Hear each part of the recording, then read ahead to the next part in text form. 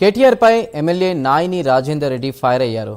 కేటీఆర్ తీరును ప్రజలు అసహించుకుంటున్నారని ఆయన విమర్శించారు. పోరాట యోధుడిని వేర తిలకం దిద్దండి అన్నట్లు కేటీఆర్ హడావుడి చేశారని మండిపడ్డారు. కల్వకుంట్ల కుటుంబం చేసిన పాపాలకు మరో 10 ఏళ్లు విచారణ చేసిన సమయం సరిపోదని అన్నారు.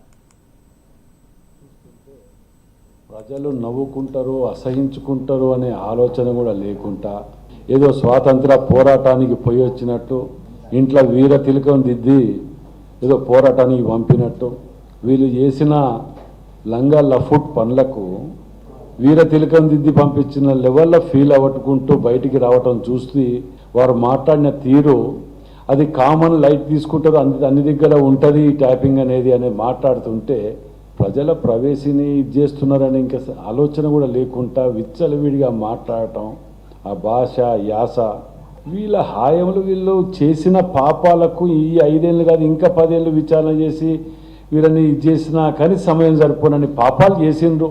ఇవాళ ఏది చేయనీయకుండా అసలు పవర్ది చూసుకుంటే ఉదాహరణకు గతంలో సోలార్ సిస్టమ్నే రానియకుండా 2 రూపాయలకు 5 రూపాయలకు 4 రూపాయలకు అమ్ముకొని బతికినటువంటి ఇవి మేము పెట్టినవన్నీ కూడా స్కీమ్స్, వాళ్ళు పెట్టినవన్నీ కూడా స్కామ్స్ అనటానికి చదువుకుంటూ పోతే మీ సమయం నా సమయం కూడా వృధా అవుతుంది ఆలోచన నిన్న కేటీఆర్ గారికి